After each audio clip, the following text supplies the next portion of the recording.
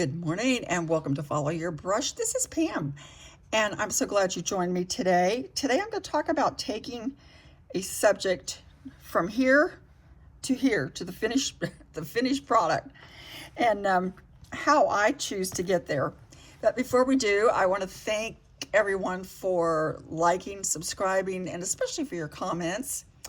And I appreciate that. And so feel free to like and subscribe if you enjoy what we're talking about. I had a new comment yesterday from someone who was watching and said she was just beginning watercolor. She was in her 60s. And so she had lots of questions.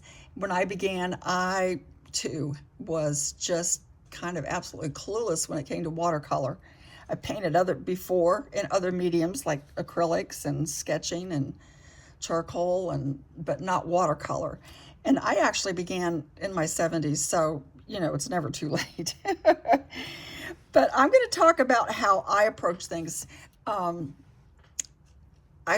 don't always approach a subject the same way, so another painting may be a little different than the way I approach this one. But these are my dead roses, and if you saw my little short that I did, I had been looking out the window at these flowers dead in the pot, and they just kind of kept calling to me, and I liked them. I liked them. So I went out and I cut a few of them and brought them in, and I took pictures of them first of all on a white background, just randomly. And then the next step, and I'm going to move them aside here. Actually, one of the paintings that I did, I spritzed them, and I actually did leave some of the dead leftovers on my painting. But this is one that I did on 300-pound paper. And like I said, I'm not gonna use that today. I'm gonna do it a little differently. But I'm just gonna talk about how I got from the dead roses outside to a finished painting. And so let's go. First, like I said, I took a picture. Then I did some sketching. This one I sketched in ink, but I did this one in pencil.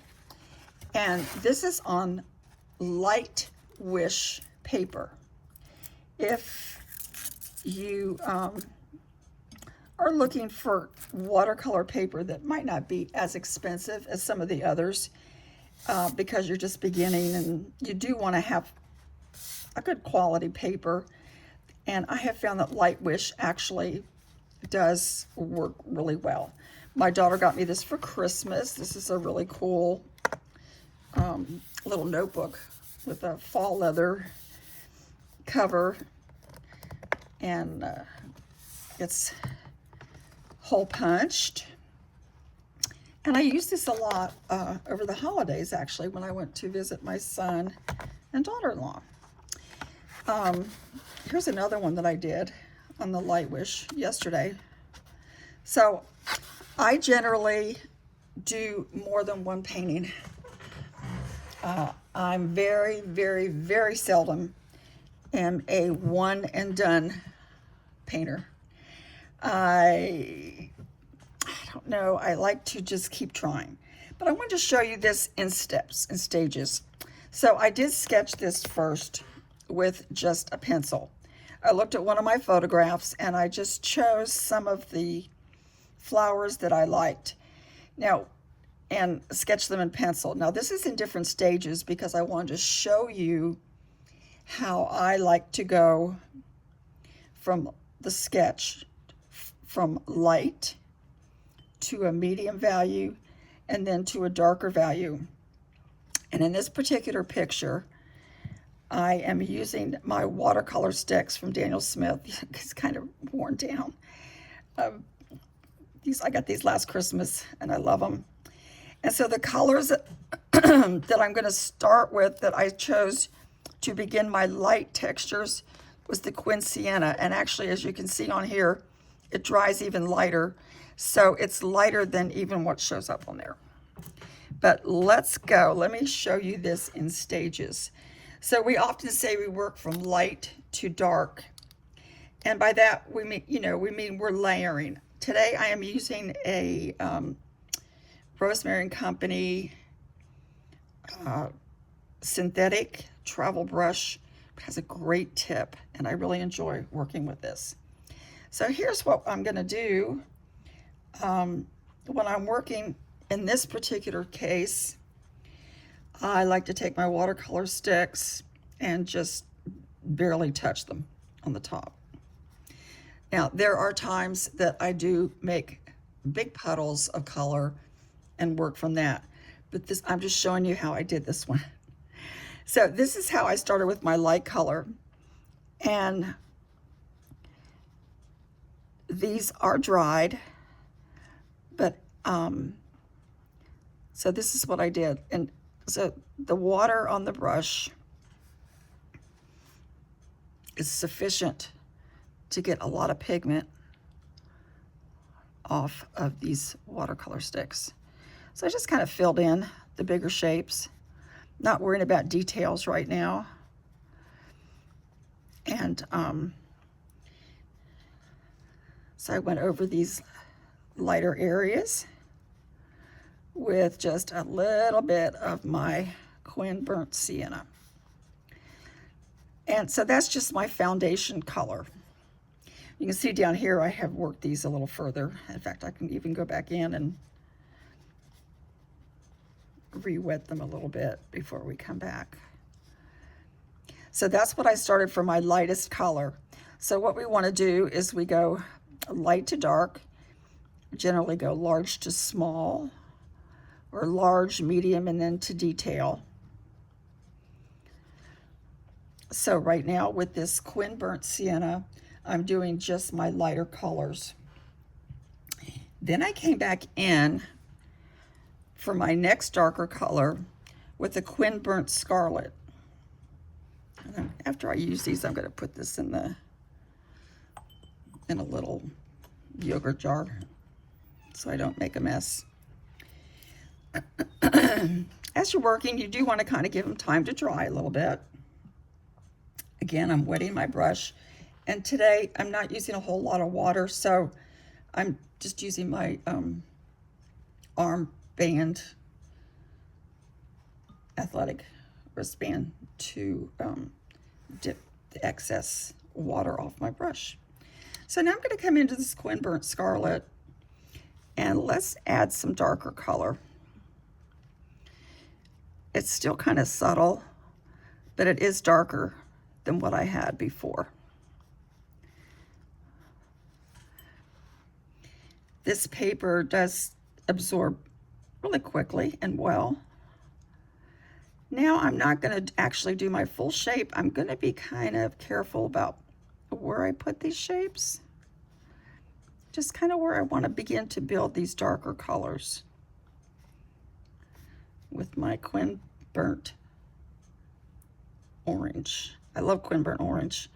And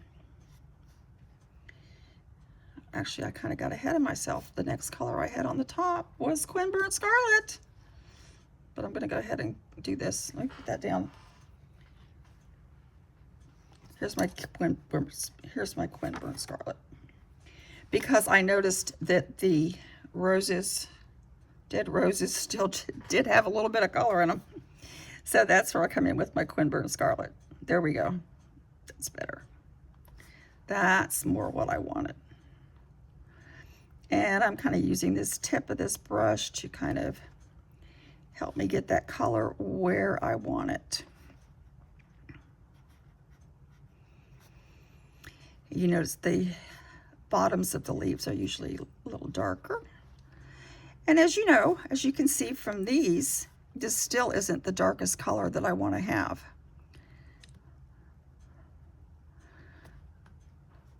So I do have some other tricks up my sleeve that I will get there shortly. I like the point on this.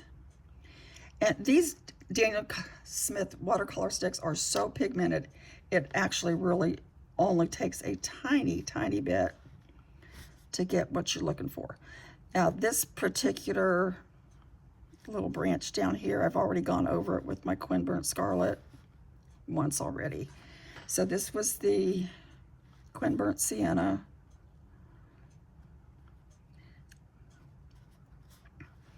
And then add my Quin Burnt Scarlet, which I have done to these layers here.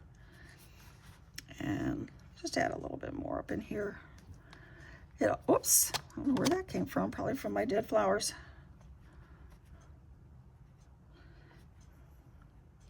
So as you can see, I'm building my darker colors. I'm gonna put this aside. The next thing I'm gonna go in with, I'm gonna take my Quin Burnt Orange and my Indanthrone Blue. Quin Burnt Orange and Indanthrone Blue, and it gives me this nice neutral. And the way that I like to do that is actually just with my brush, just a little bit here, a little bit here, and then you can see it gives me a nice neutral. So I'm going to kind of come back over these carefully to add some more darks. Kill that bug.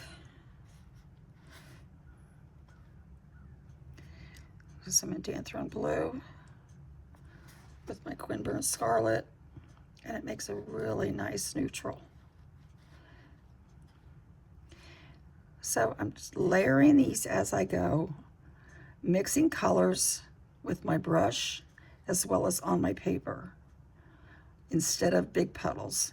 There are times, indeed, when I do use big puddles and mix on my palette. So this is not the way I always paint. It seems like each time I do something, I do it a little differently. Not always, but it just depends on the subject and what I'm doing. But I do like this neutral of this Indanthrone Blue and the Burnt Scarlet. So this is how I kind of build my layers.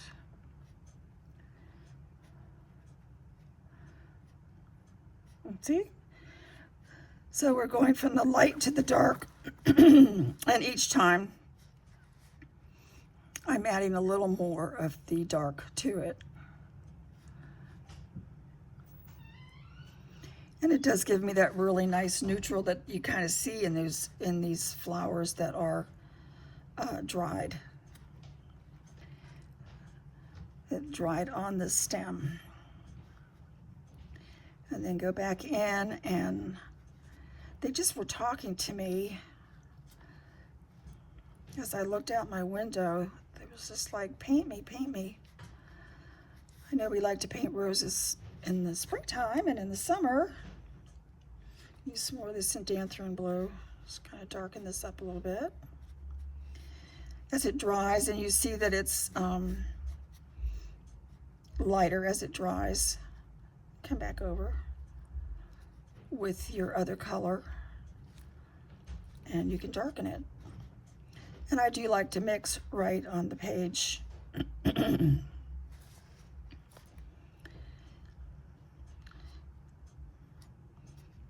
here we go. Let's just kind of come back with some of these that I had done. I tried to do this in different stages so we could break it down for you and you could see how they work out. This actually probably can be a little bit darker. Another color that I like to mix to make a nice neutral, this one's like, you can see I've gone through this one a lot, and this is Undersea Green, and I put that here, but I'm also going to put that with my Quin Burnt Orange, and this one also makes a nice neutral. So because these plants aren't totally, now because this is wet, this is going to just travel with what's already wet, which is great. I like that. Whoops, it's my daughter in the kitchen. I don't know what she's so it's going to kind of follow that line that that's already wet. So and as you can see, these colors from these sticks, it does not take much. So I'm just going to add some of that undersea green, because even though these were dead and brown, they did still have some color in them. And as you will see as this dries, that it just kind of adds some depth to this, to these colors. And I'm not really careful about every single solitary detail. We just kind of want to get the impression of the shapes.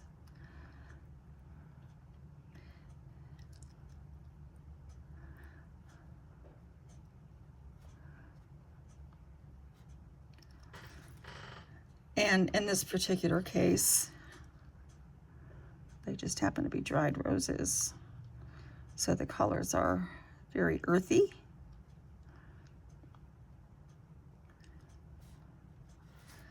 Let me add some more of this, but I like the way this is, I like the way this is coming together, these colors. And then as they dry, then you'll see it is more of the, more the look of the dried flowers. So that is how I go from light to dark. Now on my finished painting, this one I actually finished a little bit lighter, and I used more green. This is kind of a sap green, and I kind of like that too. I mean, it's up to you. You can do, it's your painting, and do whatever you want. And then I did a blue background. What I'm going to do for this though is I'm going to just kind of come from the outside in, and I'm just going to soften some of these edges and just let them go a little bit and do its own background from the existing paint that's already on there. And again, this book is by Lightwish, and if you're looking for a pretty decent watercolor paper at a lower cost, this actually does a good job. I ordered it from Amazon. So you see how this is giving us nice soft edges to my crisper lines. And I like that. And then it's also allowing some of these other colors to show up when I bring in just water on my brush. It kind of gives it a background. And it allows some of these other colors. See, some of that blue is coming out. And it should allow some of the, so this is almost dry. So that's why it's not totally spreading, because this portion of the painting is somewhat dry. But that gives me a nice background without going back in and worrying about, should I do the background first or last or whatever. So this is just one of the ways that I like to get from point A to point B. And I hope you enjoyed that. And see you next time. Thanks for watching. Bye.